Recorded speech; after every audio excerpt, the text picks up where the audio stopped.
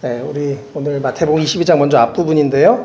마태복음 22장은 총 이 5가지의 단락이 되어 있는데요. 첫 번째 방금 읽었던 저희 부분만 사실 21장이랑 쭉 연결되는 내용입니다. 우리 지난주에 나눴죠. 21장 뒷부분에 포도원과 소작인의 비유. 그래서 주인이 포도원을 다 만들어 놓고 농부들에게 세를 줬는데 농부들이 그 소출을 달라고 할 때 또 아들을 보내는데 심지어 그들을 죽였다. 그래서 예수님이 계속 유대인들에 대해서 이렇게 너희들이 지금 하나님을 거부하고 있다라고 하는 것들을 나누고 있는데요. 그래서 지난주 내용이랑 너무너무 흡사한 내용입니다. 혼인잔치의 비유인데요.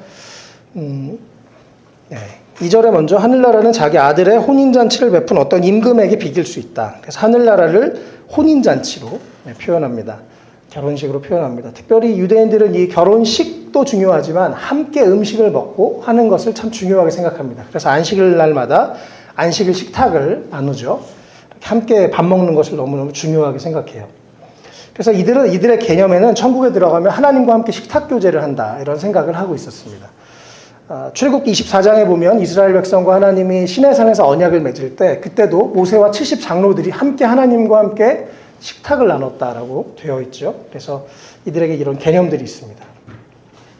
3절에 보면 초대받은 사람들, 여기서 보면 과거형이에요. 이미 초대를 받은 사람들, 바로 유대인들이죠. 하나님의 백성으로 이미 초대를 받았던 유대인들. 근데 그들이 잔치에 오지 않는 것입니다. 그래서 4절에 또다시 다른 종들을 보내서 이 초대받은 사람들에게 와서 이 잔치에 참여해라 라고 하는데 5절 6절에요. 그들은 듣지도 않고 자기 삶의 문제에 너무 바쁘게 살고 있고 심지어 6절에 어떤 사람들은 그의 종들을 붙잡아서 모욕하고 죽였다라고 얘기합니다.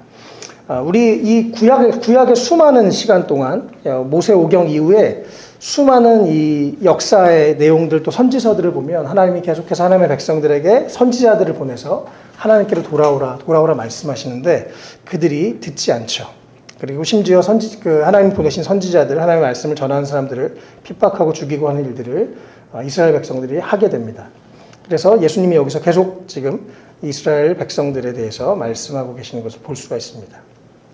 그래서 7절에 결국 임금이 노해서 자기 군대를 보내서 그 살인자를 죽이고 그들의 도시를 불살라버렸다라고 말씀을 합니다. 그리고 실제로 예루살렘 성은 AD 70년에 로마 장군 티투스로 인해서 완전히 예루살렘 성이 멸망하는 일들이 일어났습니다.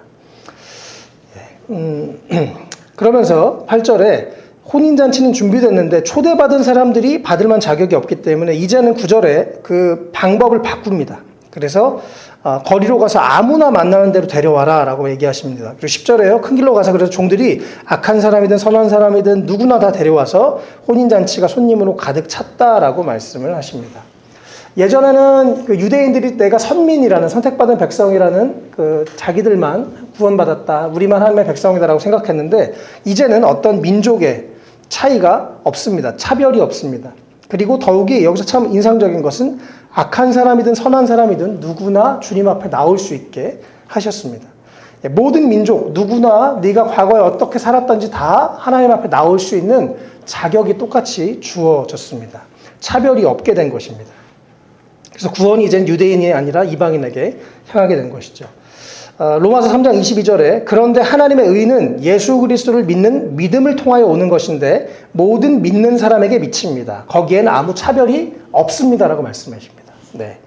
모든 믿는 사람 누구든지 예수 그리스도를 믿기만 하면 하나님 앞에 나올 수 있는 놀라운 은혜를 허락해 주셨습니다. 그 천국 잔치에 참여할 수 있는 특권을 얻게 됐습니다. 또 요한복음 10장 9절에도요. 나는 그 문이다. 바로 그 문이다. 누구든지 나를 통해서 들어오면 구원을 얻고 드나들면서 꼴을 얻을 것이라고 말씀하십니다. 오직 예수님을 통해서 우리가 구원을 받고 하나님 앞에 나아가고 그 천국의 잔치에 참여할 수 있게 됐다는 것입니다. 예, 그래서 하나님은 모든 사람을 차별하지 않고 누구나 다 웰컴하십니다. 예.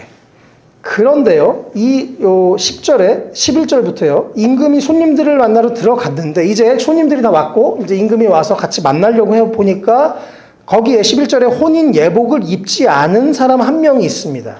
그래서 그 사람한테 물어보죠. 왜 당신은 혼인 예복을 입지 않았는데 여기 들어왔는가? 라고 물어보니까 아무 말도 못합니다. 그래서 임금이 종들에게 저 사람의 손발을 묶어서 어두운 데로 던져라 라고 하시죠. 이 당시에요, 이 결혼식에 혼주가 준비한, 예비한 예복을 입고 들어와야 되는 그런 문화가 있었습니다. 이 성경에서 옷을 입는다는 것은 하나는 신분을 상징합니다. 그래서 이 당시에 그 자색 옷을 입으면 왕족 이런 의미가 있었던 거죠. 그래서 옷을 입는 것이 신분을 상징하고 또 동시에 선한 행실을 의미합니다. 로마서 13장 14절에요. 주 예수 그리스도로 옷을 입으십시오. 정욕을 채우려고 육신의 일을 꾀하지 마십시오라고 말씀하십니다. 예수님을 통해서 이제 새로운 사람이 되고 새로운 신분이 얻게 된 것입니다. 동시에 우리가 예수의 옷을 입고 이제 과거에 나로 사는 것이 아니라 예수 그리스도 안에서 새 사람으로 살아가는 것을 말씀하고 있죠. 요한계시록 19장 8절에서도요. 이 계시록 마지막에 신부에게 빛나고 깨끗한 모시 옷을 입게 하셨다. 새 번역에서는 모시 옷, 옛날에는 세마포 옷이라고 되어 있었습니다. 빛나고 깨끗한 옷을 입게 하셨는데 이 모시 옷은 성도들의 의로운 행위이다. 옛날 성경에서는 착한 행실이다라고 되어 있었습니다. 그래서 이 올바른 행동, 그것이 바로 이 옷을 의미합니다. 그래서요, 우리가 하나님 나라에, 오늘 이 42, 요 앞부분 1절에서 14절, 요 본문에서만 해도 참 많은 이야기를 할 수 있는데, 구원이란 무엇인가를 아주 여기서 명확하게 얘기합니다. 예전에는 유대인 어떤 혈통으로, 지금은 아니에요. 모든 민족 누구나 다 하나님 앞에 나올 수 있는 자격이 있습니다. 그것은 예수 그리스도를 믿는 믿음으로만 가능한 것이죠. 그런데 거기서 끝이 아니에요. 한 번 구원받으면 영원한 구원이다? 틀렸습니다. 반은 맞고 반은 틀린 것입니다. 하나님은 언제나 우리가 죽을 때까지 손을 내밀고 계세요. 그것이 하나님의 사랑입니다. 언제든지 우리가 하나님을 찾기만 하면, 우리가 그 손을 잡기만 하면 하나님 앞에 나아갈 수 있게 되는 것입니다. 그런데 내가 놓을 수도 있어요. 우리에게 자유가 있기 때문에. 또 한 번 구원받았으면 영원한 구원이다. 너무 그렇게 잘못 가르쳐서 막 살아요, 그냥. 그리고 난 천국행 티켓 따봤으니까. 아닙니다. 그것은 성경의 반만을 가지고 내 임의대로 논리를 그렇게 만든 것입니다. 아니요. 성경 여기서 보면요. 분명히 예수님이 직접 말씀하시죠. 14절에 부름받은 사람은 많으나 뽑힌 사람은 적다. 첫 번째, 누구나 다 나올 수 있다. 그러나 옳은 행실을 입어야 한다라고 말씀하시는 것입니다. 말씀대로 살아야 되는 것이죠. 적어도 내가 주님 앞에서 회개하고 새로운 삶을 살아야 되는 것을 의미하십니다. 그래서 빌립보서 2장 12절에요. 이렇게 말씀하시죠. 두렵고 떨리는 마음으로 자기의 구원을 이루어 나가십시오 라고 말씀하십니다. 우리가 구원을 한 번 받는 것이면 언제든지 하나님의 그 초청하 있지만 우리 그것에 들어간 다음에는 내가 두렵고 떨림으로 구원을 잃어버릴 수도 있다고 성경 분명히 얘기해요. 이것에 헷갈리시면 안 됩니다. 그렇기 때문에 우리가 두렵고 떨리는 마음으로 또 하나님 앞에서 늘 최선을 다해서 살아가는 것. 이것까지가 크리스천의 삶의 모습이고 진짜 천국 백성의 모습입니다. 네. 저 이번 주에요. 그 대리운전 하다가 이제 저 화요일날 이사를 하고 막 너무 피곤한데 또 밤에 마침 우리 화요일마다 회복 기도회가 있었어요. 그래서 줌으로 또 이제 기도회에 들어가서 기도를 했습니다. 그리고 이제 막 땀이 범벅이 되고 막 비도 오고 막 그날 9시가 넘었는데 정말 너무 녹초가 됐어요. 막 비에 젖고 땀에 젖고 막 엉망이었습니다. 씻고 한 10시가 돼서 이제 그때 겨우 저녁을 먹고 씻고 10시가 됐는데 나갈까 말까 하다가 또 일하러 나갔어요. 피곤한 몸을 이끌고 일하러 나가서 오늘은 그냥 조금만 일하고 와야지. 그리고 이제 일을 또 막 대리운전을 했습니다. 마지막에 이제 이 서울에서 다행히 집 쪽 가는 분이 있어가지고 이제 그분 차를 타고 이제 집에 오면서 이제 얘기를 시작했습니다. 그래서 이제 뭐 한참 이런저런 저랑 뭐 나이도 비슷하고 그래서 이런저런 얘기하다가 이제 한 10분 지났나? 제가 얘기를 했어요. 저 목사예요. 그랬더니 목사님이세요. 말하는 투인가 보니까 교회 다니는 투예요. 목사님 보통 그러면 이제 교회 다녔던 사람이거든요. 과거형으로.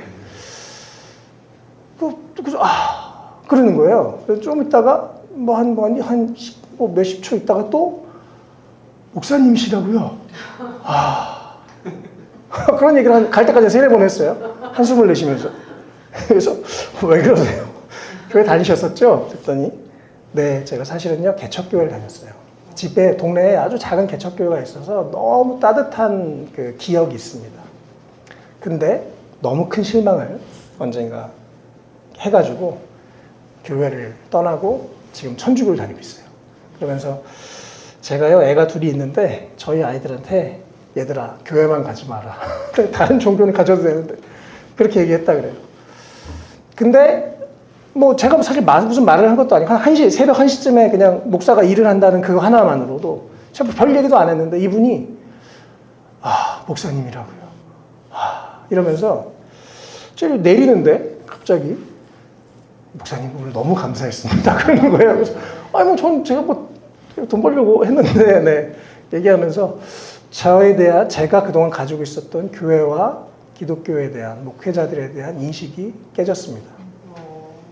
하나님의 그런 통로로 그런 식으로 얘기를 하시더라고요. 그래서 너무 감사하다고. 저 한 것도 없는데. 제가 그걸 들으면서 이렇게 이분이 그러고 내리셨는데 마음이 너무 좋은 거예요. 피곤한데도 그래도 가서 일하고 또 누군가 한 명에게 이렇게 통로가 됐었다는 것이 너무 감사하면서 이번 주 말씀이 다시 생각났습니다. 진짜 누구든지 하나님이 누구에게 어떻게 일하실지는 아무도 모르는 것 같아요. 그냥 우리가 뭔가 노력을 해서 복음을 전하려고 하면 또 여기에 그 과거에 그 사람이 어떤 삶을 살았던지 어떤 상처가 있었던지 우리가 할 것은 그냥 전하는 것이고 또 기회가 되는 대로 또 내가 가만히 있지 않고 뭔가 예수님에 대한 이름을 꺼내는 것이고 그들이 또 하나님이 어쨌든 그래서 그날 그분이 그렇게 역사를 이렇게 반응을 하시는 걸 보면서 너무 돌아서는 너무 하늘을 피곤하는 게 다 사라지고 하늘을 날 것 같으면서 그냥 이렇게 인생이 참 별거 있나. 그냥 하루에 한 명에게 뭔가 좋은 영향력을 줄 수 있다면 그것만 해도 하나님이 오늘 조금이나마 써주시는 것만 해도 너무 감사하다 이런 생각을 하면서 이제 집에 돌아왔었습니다. 네, 정말 우리가 이 구원의 문이 열려 있다는 것. 네, 아직 닫히지 않았습니다. 우리 인생이 끝나지 않았고 아직 이 세상이 멸망하지 않았습니다. 그러나 언제 닫힐지 아무도 몰라요. 그래서 우리가 구원의 문이 열렸다는 것 아시고 최대한 기회가 되는 대로 또 주변 사람들에게 입을 닫고 있지 않고 또 복음을 전할 수 있는 그런 은혜가 있으면 좋겠습니다. 또 우리가 정말 말만 나 교회 다니는데 이러면서 말만 이렇게 떠들고 정말 행실이 좀 재수없는 그런 너무 많잖아요. 안타깝지만 우리가 좀 그런 크리스찬이 안 됐으면 좋겠어요. 우리가 먼저 정말 의로운 행실을 입고 그래서 조금이라도 우리를 통해서 또 다른 사람들의 인식이 좋은 쪽으로 바뀌는 그런 우리가 됐으면 좋겠습니다. 네. 그리고 분명히 예수님이 여기서 말씀하세요. 부름받은 사람은 많지만 뽑힌 사람은 적다. 너희들이 교회를 다닌다고 다 구원받는 것이 아니다라고 예수님이 말씀하시는 거예요. 분명히. 그래서 물론 이 논리를 가지고 아까 이 빌립보서 2장 두렵고 떨리는 마음으로 구원을 이루어 가십시오. 또 이런 말씀을 가지고 또 이단 같은 분들이 많이 써먹는 구절이긴 해요. 이러니까 우리 목사님 말씀만 들어야 돼. 이건 또 아닙니다. 네. 예수님 앞에 나오는 게 중요해요. 목사님의 말씀이 아니라 예수님 앞에 주님의 말씀에 우리가 그래서 말씀 직접 읽는 게 너무나 중요합니다. 어쨌든 여러분, 천국 교회 간다고 다 구원받는 것 분명히 아닙니다. 우리가 두렵고 떨리는 마음으로 또 우리가 날마다 하나님 앞에서 뭔가 주의 빛이 우리한테 비춰졌을 때 내가 옳은 행실을 옷 입고 또 회개하고 또 그렇게 살아가는 우리가 됐으면 좋겠습니다. 그래서 사실 방금 이 21장 1절에서 14절 내용만 자세하게 이해해도 구원에 대한 정리가 끝나는 것입니다. 그리고 무엇보다 예수님이 직접 설명해 주신 거죠. 그렇죠? 더 우리가 플러스 마이너스 할 게 없습니다.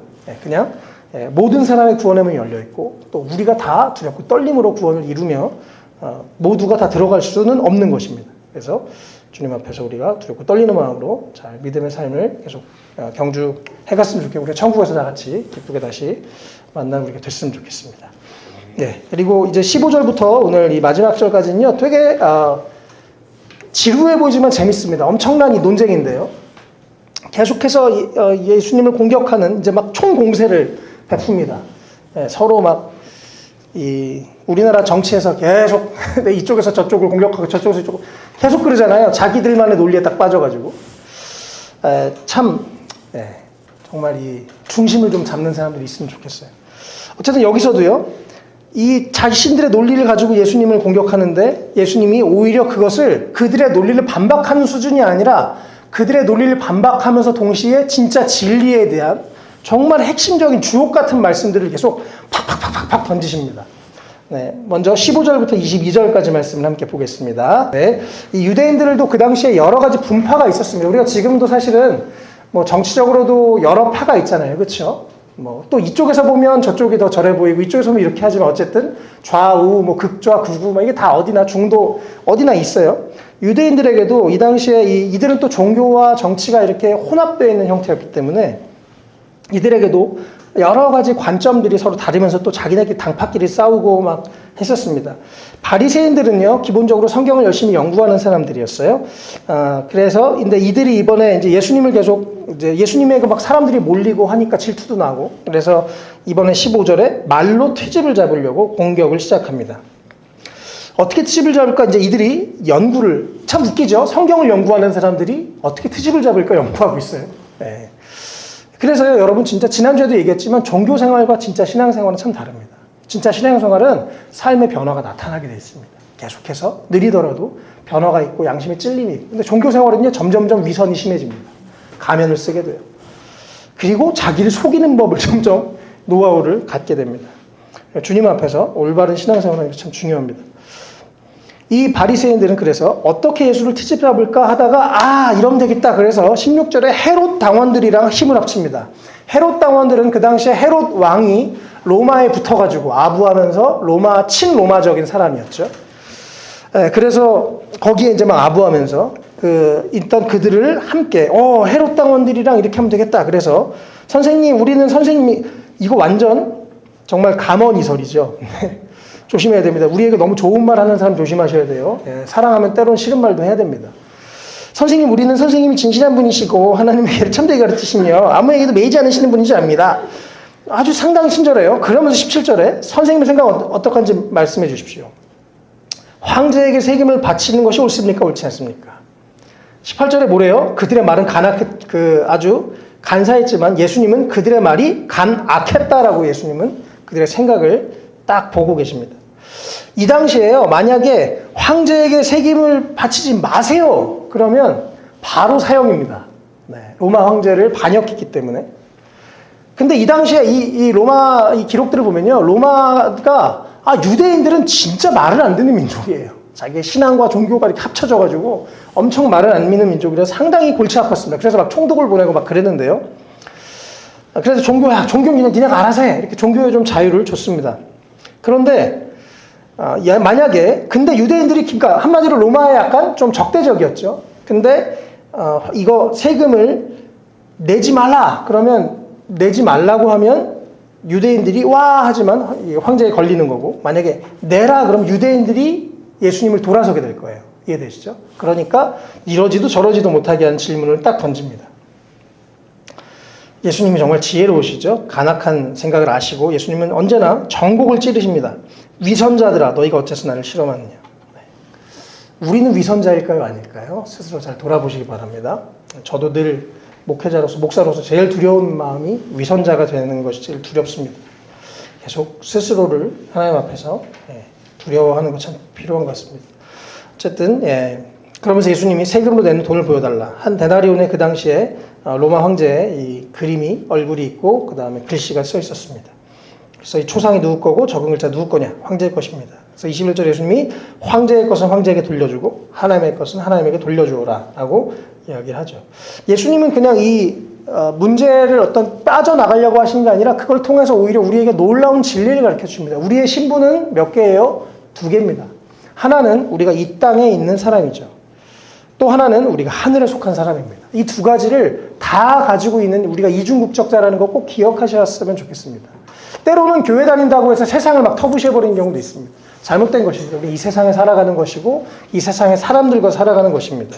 유한한 인생, 하나님의 허락하신 놀라운 선물과 같은 인생입니다. 또 우리가 하늘의 것은 잊어버리고 이 세상에서만 매몰돼가지고 이 세상의 것에서만 사는 것, 이것도 문제가 있습니다. 우리가 두 가지의 신분을 다 가지고 있습니다. 그리고 하나님의 백성으로서 또 국가에 또 사회에 대한 의무를 다 하는 것, 그리스도인으로서 마땅히 해야 되는 삶입니다. 세금 잘 내시기를 축복합니다. 어떻게 하면 다 속일까가 아니라 어떻게 하면 잘 낼까? 할렐루야. 낼 거 냈고 받을 거 받고, 우리가 이 나라 안에 또 있는 사람들이죠.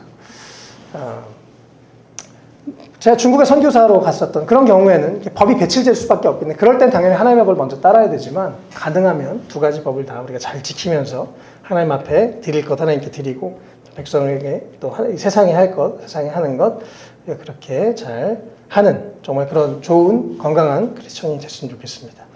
그래서 예수님이 또 이 말씀을 통해서 오히려 우리에게 이 두 가지 신분이 있는 것을 가르치시고 또 우리 안에 그렇게 잘 살았으면 좋겠어요. 23절부터 33절까지 계속 예수님 또 이번에는 사두개파 사람들이 바리새파 사람들이 할 말을 잃어버린 것을 듣고 이번에 사두개파 사람들이 또 공격을 합니다. 이 사두개파 사람들은 사독이라는 대제사장의 후예들이에요. 그래서 그 당시에 이미 이 권력층 또 기득권층이었습니다. 또 이들이 역시 그렇기 때문에 자연스럽게 로마랑도 가까이 또 있었어요. 근데 이들이 갖고 있었던 신학의 문제는 지금 너무 살기 좋잖아요. 우리가 막 부자야. 그럼 뭐가 문제예요? 그렇죠? 막 권력이 있어, 돈이 있어, 막 있으니까요. 아, 이 세상이 전부야. 내세는 없어. 다음 세상은 없어라고 얘기하는 사람들. 그래서 부활이 없다고 자꾸 얘기했었던 사람들. 그래서 바리새파 사람들이랑 부활이 있다 없다 이거 가지고 맨날 싸웠어요. 뭐 천사, 뭐 영적인 존재 이런 건 없어. 그냥 신앙을 갖는다는 거 그냥 종교적으로 윤리적으로 잘 살면 돼. 이렇게만 얘기를 했었습니다. 그래서 자신들의 이 부활이 23절에 부활이 없다고 주장하면서 자신들의 논리를 예수님에게 인정받고 싶어서 사실은 그렇게 얘기를 하죠. 이 당시에 이 구약 시대에는 이랬습니다. 실제로 남편이 죽으면 그 동생이 그 아내와 결혼을 해서 그 유업을 이어가는 그런 것이 있었죠. 그러면서 28절에 부활 때 그 여자는 누구의 아내가 되겠습니까? 라고 물어보죠. 예수님은 골탕 먹이려고 하는데 예수님은 여기서 아주 또 중요한 얘기 하십니다. 예수님 언제나 중요한 얘기 하세요. 너희는 성경도 모르고 하나님의 능력도 모르기 때문에 잘못 생각하고 있다. 우리가 많은 경우에 잘못 생각하는 이유 두 가지를 몰라서 그래요. 말씀을 잘 몰라서 그렇습니다. 보통요, 많은 설교자들이 뭐 저를 포함해서 어떤 자기가 좋아하는 얘기가 있어요. 자기 하고 싶어하는 얘기. 맨날 똑같은, 본문은 바뀌는데 맨날 똑같은 얘기하는 경우가 많습니다. 네. 어떤 교파에 가면 또 그쪽 얘기 계속하고, 이쪽 교파에 가면 이쪽 얘기하고, 또 이쪽 교파에 가면 자기들만의 어떤 프라이드가 있고, 여긴 또 자기만의 프라이드가 있습니다. 그런데 여러분, 성경을 읽으셔야 돼요. 그래서 진짜 성경 읽는 거, 내가 스스로 내 눈으로 성경 읽는 게 너무너무 중요합니다. 왜냐하면 성경을 읽으면 그런 오해나 어떤 한쪽에 빠지지 않게 돼요. 왜냐하면 성경에는 이 얘기도 있고 저 얘기도 있고 이런 얘기도 있고 다 있으니까요. 근데 우리가 자꾸 그 어떤 한 부분만 가지고 막 가다 보면 이단으로 빠지거나 아니면 치우치는 신앙을 하게 됩니다. 이들도 역시 사두개인들도 성경을 안 읽고 그냥 자기가 좋으니까 자기의 삶으로 자기가 생각한 하나님의 어떤 그 말씀을 생각하니까 틀렸던 것이죠. 성경도 모르고 하나님의 능력을 모르기 때문에 하나님은 잘못 이해하게 됩니다. 또 성경에 많은 기적의 내용들, 하나님의 능력을 믿지 않으면 그것을 믿지 않죠. 지금 서양에서 많은 교회들이 그렇습니다. 그러니까 이것을 다 윤리적으로만 가게 됩니다. 하나님의 능력도 분명히 우리가 믿고 아는 상태로 믿음으로 성경을 읽어야 되는 것이죠. 어쨌든 그러면서 부활에 대해서 얘기하십니다. 부활에는 사람들 장가가지도 않고 십자가지도 않고 하늘은 천사들과 같다. 부활 이후에는 결혼이 없습니다. 뭐 또 종족 번식할 일도 없어요.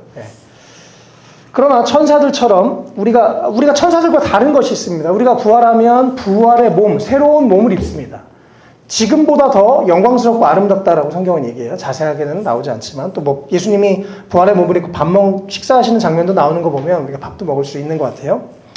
그러나 어쨌든 뭐 성적인 어떤 구별, 남성, 여성 이런 게 있는지 없는지는 굳이 나오진 않습니다. 중요한 것은 영원히 사는 것.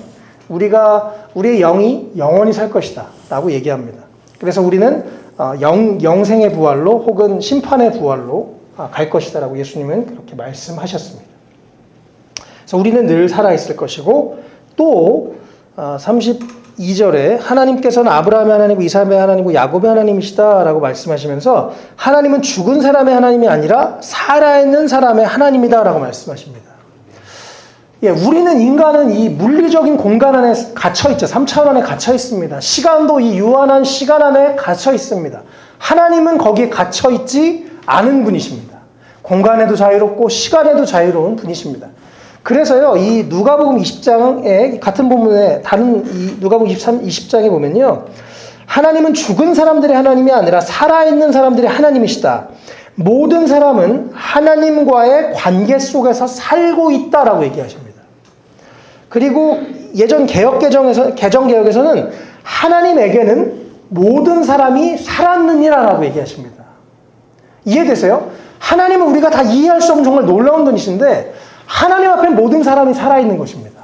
우리는 이 어떤 물리적인 시간 안에 지금 이 시간을 걷고 있는데 하나님에게는 아브라함도 눈앞에 있으시고 이삭도 눈앞에 있으시고 200년 전, 300년 전에 죽은 사람도 또 그 이후에 올 사람도 지금 우리도 또 이 각 사람들 다 하나님 앞에는 살아있는 존재라는 것입니다. 그래서 이들은 하나님에 대해서 아주 많이 오해하고 있었습니다. 자기 멋대로 하나님을 해석하고 있었던 거죠.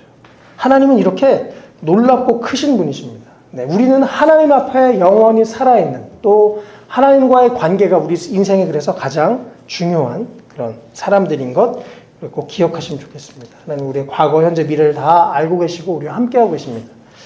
네. 어쨌든 우리가 그래서 우리에게 분명히 부활이 있습니다. 심판이 있습니다. 또 하나님 앞에 언젠가 우리 인생이 끝나는 날이 있고 이 세상이 끝나는 날이 있습니다. 그래서 그날을 생각하면서 그날 하나님 앞에 칭찬받는 우리가 다 되면 좋겠습니다. 34절부터 40절. 이번엔 또 바리새파 사람들이, 사두개파 사람들 또 말문이 턱 막히니까 이번에는 바리새파 사람들이 또 한 자리에 모여서 이제 고민을 하다가 이번에 그럼 율법의 전문가, 그들 중에서도 율법을 가르치는 사람 하나를 또 이제 보냅니다. 그래서 예수님을 시험해서 물어보죠. 선생님, 율법 가운데 어느 계명이 가장 중요합니까? 이 당시에 율법이 613가지예요. 이걸 가지고 많은 논쟁이 계속 있었습니다. 어떤 게 더 중요하냐 도대체. 근데 예수님이 여기서 탁탁 찍어주니까 다들 맞네 이러고 또 끝나요. 두 가지를 말씀하시는데 첫 번째는 37절에요. 내 마음 다하고 목숨을 다하고 뜻을 다해서 하나님을 사랑하는 것. 이것은 원래 쉐마라고 하는 말씀이죠. 네, 신명기 6장 5절부터 9절까지 말씀인데요. 네, 신명기 말씀을 딱 집어서 613가지 중에 제일 중요한 거 첫 번째, 하나님을 사랑하는 것. 할 말이 없죠. 네, 맞으니까요. 두 번째는 둘째 계명도 이건 것 같은데 내 이웃을 내 몸과 같이 사랑하여라. 이것은 레위기에 있는 말씀입니다. 레위기 19장 18절 말씀인데요. 이 두 가지, 하나님 사랑과 이웃 사랑, 이 두 가지가 가장 중요하다라고 그렇게 말씀을 하십니다. 이것이 40절에 이 온 율법과 예언서의 본뜻이 달려있다. 가장 핵심은, 가장 이 기초는, 가장 본질은 사랑이다. 하나님을 사랑하는 것, 이웃을 사랑하는 것. 그런데요, 제가 신앙생활을 한참 하고 제가 기억에 한 30대 중반에선가 이 말씀을 어느 날 새롭게 읽게 됐어요. 저도 뭐 교회 생활하고 저 모태신앙은 평생 교회에서 듣고 이렇게 살았는데, 이웃을 위해서 봉사해야 되고, 이웃에게 이렇게 잘해야 되고, 착하게 해야 되고, 하나님이 먼저고, 너는, 다른 사람이 두 번째고, 넌 세 번째야, 막 이렇게 많이 들었는데, 39절 어느 날 이 말씀을 읽다가 무릎을 그냥 딱 쳤어요. 내 이웃을 어떻게 사랑하라고요? 내 몸과 같이 사랑하라고요. 그럼 뭐가 먼저예요? 이웃 사랑이 먼저예요? 자기 사랑이 먼저예요? 자세히 보세요. 내 이웃을 하나님 사랑하는 거 첫 번째, 오케이. 그 하나님의 사랑으로 먼저 누굴 사랑해야 돼요? 나를 사랑해야 돼요. 그렇죠? 왜요? 내 이웃을 어떻게 사랑해요? 네 몸과 같이 내가 나를 사랑해야 남을 사랑할 수 있는 것입니다. 내가 하나님의 사랑으로, 하나님의 그 무조건 용납과 사랑으로 내가 다른 사람들을 잘 용납하시죠. 나 자신을 용납하나요? 안 그렇습니다. 많은 경우에 나와의 관계가 너무 중요해요. 우리는 계속 우리 자신과 우리의 내면에서 대화하고 있는 존재죠. 근데 보통 우리가 우리 자신에게 좋은 말 합니까?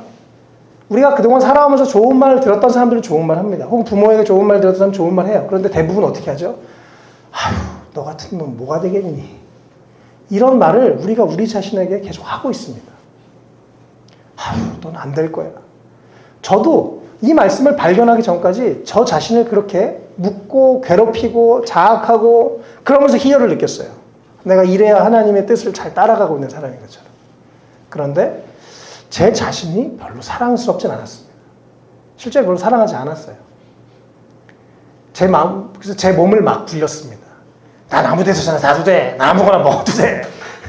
난 고생해도 돼. 저는 괜찮아요. 늘 그러면서 살았어요. 제 자신을 배려해봤던 적이 별로 없었던 것 같습니다. 그런데 어느 날 이 말씀을 읽다가 예수님이 말씀하신 진짜 이웃사랑은 먼저 내가 나를 사랑하고 다른 사람을 사랑해야 됩니다. 재밌는 얘기를 제가 얼마 전에 들었는데, 지금 좀 안 그래요. 옛날에 우리 아직 여기 연식들이 조금 되시기 때문에 할렐루야. 네. 저희가 어렸을 때 길거리에서 어땠죠? 남의 집 개 보면, 이 당시에는 반려견 이런 개념이 없었잖아요. 발로 찼어요, 그냥 똥개 보면. 그랬어요? 저만 그랬어요? 아, 네. 아, 동네가 달랐군요. 아이고, 네. 어쨌든. 이게 참 재밌는 게요. 외국 애들은 안 짓는데요. 모르는 사람 와도. 왜냐면 너무 사랑을 많이 받아서. 한국 애들은 옛날에 막 시골에 막 짓는 거, 와! 막. 왜요? 하도 맞아가지고. 그러니까 이 기본적으로 서양 안에서 사람을 존중하고 생명을 존중하고 이런 이 기독교적인 가치가 녹아있기 때문에 그런 부분이 참 다른 거죠. 근데 우리는 약간 아직은 뭐 유교에 물론 좋은 것도 있지만 유교적인 마인드가 아직도 우리 안에 많이 남아있어서 유교에서 좋은 뭐 예 이런 것은 좋지만 참 사람을 이렇게 잘 대하지 못하는 경우도 많이 있는 것 같습니다. 어쨌든 그 하나님의 사랑으로 나를 사랑하는 것. 먼저 하나님을 사랑하는 것, 그리고 그 사랑으로 나를 사랑하고 그 사랑이 흘러넘쳐서 자연스럽게 다른 사람을 사랑하는 것. 이것에 우리가 균형이 있으면 좋겠습니다. 그래서 세 가지. 하나님 사랑, 자기 사랑, 이웃 사랑. 자기 사랑이라는 거 참 중요하고 애매한데요. 자기의 욕망을 사랑해서 자기 육체가 하자는 대로 그래, 더 막 하자. 내 욕망대로 살자. 이건 아닙니다. 내가 절제하지 못하는 것은 죄예요. 그러나 나에게 쉼을 주는 것, 내가 쉴 공간이 생기는 것, 정신적으로, 정서적으로, 여러 가지로 그런 쉼이 필요하고 또 그렇게 자기 자신을 사랑하는 것 너무너무 필요합니다. 예. 정말 많은 크리스천들, 신앙이 있는 사람일수록 자기를 잘 가꾸지 못하고 자기를 잘 이렇게 돌보지 못하는 경우를 참 많이 봤습니다. 저게 과연 맞는 걸까? 저렇게 사는 게 진짜 행복할까? 하나님이 기뻐하실까? 제가 부모가 되고 보니까 자기 자신을 막 희생하면서 언니들이 먹어 막 이러면서 난 안 먹을게 막 마음이 안 좋아요. 부모로서 먼저 얘가 잘 먹고 행복하고 그러면서 또 양보할 수 있고 이게 더 좋은 것 같아요. 우리 안에 이 진리 안에서 정말 우리 삶이 잘 세팅됐으면 좋겠습니다. 하나님을 사랑하고 내 자신을 사랑하면서 그 사랑으로 또 다른 사람을 사랑하는 균형이 우리 가운데 있었으면 좋겠습니다. 또 우리가 이 사랑하는 거 너무 막연하잖아요. 추상적으로 끝나지 않고 구체적으로 한번 여러분 생각해 보시면 좋겠습니다. 내가 이번 주에 하나님을 사랑하는 나의 행동은 뭐가 될까? 또 나 자신을 사랑하는 건 뭐가 될까? 뭔가 하나씩 해보세요. 네, 나를 좀 사랑해 주세요. 네, 내 속에서 작은 어린아이가 갑자기 우는 경우가 있습니다. 내가 사랑 못 받다 받으면. 네, 마음 깊은 곳에서 뭔가 편안하다, 좋다 이런 느낌을 진짜 받게 됩니다. 여러분 해보세요. 또 다른 사람을 사랑하는 것 막연한 게 아니라 구체적으로 작은 것이라도 하나하나 실천할 수 있는 우리가 됐으면 좋겠습니다. 마지막으로 예수님이 오히려 이제 바리새파인 사람들을 질문을 하십니다. 이제 완전히 입을 봉해버리세요. 네. 이 당시에 이 사람들이 생각했었던 메시아는 인간이었습니다. 그래서 다윗 왕처럼 와서 막 우리나라를 다시 강력하게 해서 이 주변에 이 로마를 몰아내줄 정치적인 메시아, 사람을 바라고 있었어요. 근데 이 42절에요. 예수님이 이제 질문하죠. 너희가 그리스도, 메시아를 어떻게 생각하냐? 누구의 자손이냐? 이건 얘네들이 다 구약부터 읽어봤기 때문에 다윗의 자손입니다. 다 얘기를 하죠. 43절에 그러면 다윗이 성령의 감동을 받아 말했던 이 구절은 어떻게 해석할 수 있냐라고 물어보시죠. 이게 시편 110편 1절입니다. 다윗이 성령의 감동을 받아서 주님께서 내 주께 말씀하셨다라고 말씀하시죠. 여기서 첫 번째 나오는 주님은 하나님이십니다. 내 주는 예수님이십니다. 다윗이 뭔가 어떤 식으로인지 모르겠지만 성령의 감동을 통해서 뭔가 환상을 본 것 같아요. 하나님께서 옆에 계신 내 주 예수 그리스도께 말씀하셨어요. 내가 너의 원수를 내 발 아래 굴복시킬 때까지 너는 내 오른편에 앉아 있어라. 그래서 하나님 앞에 보좌 우편에 예수님이 앉아 계신 것을 다윗이 봤습니다. 육신으로는 다윗의 후손이었고 또 영적으로는 하나님이신 참 인간이고 참 하나님이신 바로 예수 그리스도에 대해서 다윗이 알고 있었던 것입니다. 그래서 이들의 머리로는 이해가 안 됐어요. 메시아는 그냥 다윗의 후손이라고 생각했는데 근데 어떻게 여기서 다윗이 오히려 내 주라고 했느냐 그분을. 그래서 맞죠. 육신으로는 다윗의 후예였기 때문에 다윗의 후손이시고 영적으로는 하나님이신 그 영원전부터 함께 계신 삼위일체 하나님이신 예수님 그분이 메시아시기 때문에 나의 주님입니다라고 다윗이 고백했다고 라고 예수님이 여기서 이렇게 설명을 해주고 계십니다. 그래서 이들이 이 당시에 난해 구절이었던 이것을 예수님 직접 설명해 주시면서 바리새파 사람들이 말을 하지 못하게 만드셨어요. 어쨌든 예수님은 죽으시고 부활하셔서 사단의 권세를 굴복하시고 이렇게 승리하신 이 말씀이 성취되어 있는 그런 진짜 메시아시고, 그냥 인간이 생각한 우리나라가 더 부강해지는 그것을 뛰어넘는 모든 민족 누구에게든지 하나님의 그 영원한 나라에 들어갈 수 있는 차원이 다른 메시아셨던 것을 알 수 있습니다. 오늘 예수님이 여러 가지 이 질문들에 대답하시면서 참 정말 중요한 말씀들을 너무너무 많이 하시는데요. 우리 삶에서도 이렇게 또 구원에 대해서 우리가 이렇게 두렵고 떨림으로 구원을 이루고 또 하나님의 자녀로서 또 이 세상의 사회인으로서 또 두 가지 신분들 우리가 잘 책임을 다하는 우리가 됐으면 좋겠고요. 또 우리 삶에 이 영원한 부활이 있음을 기억하고 이 세상이 전부가 아니라는 것을 기억하고 언젠가 우리가 주님 앞에 설 때 칭찬받는 우리가 됐으면 좋겠고, 또 하나님 사랑, 나 사랑, 이웃 사랑을 잘 균형 있게 또 하는 그런 진짜 사랑을 내가 잘 누리고 또 사랑을 잘 베푸는, 나중에 우리 사람들이 나를 기억했을 때 그분을 통해서 하나님의 사랑을 경험했습니다라고 또 고백할 수 있는 그런 이야기를 들을 수 있는 우리가 되면 좋을 것 같습니다.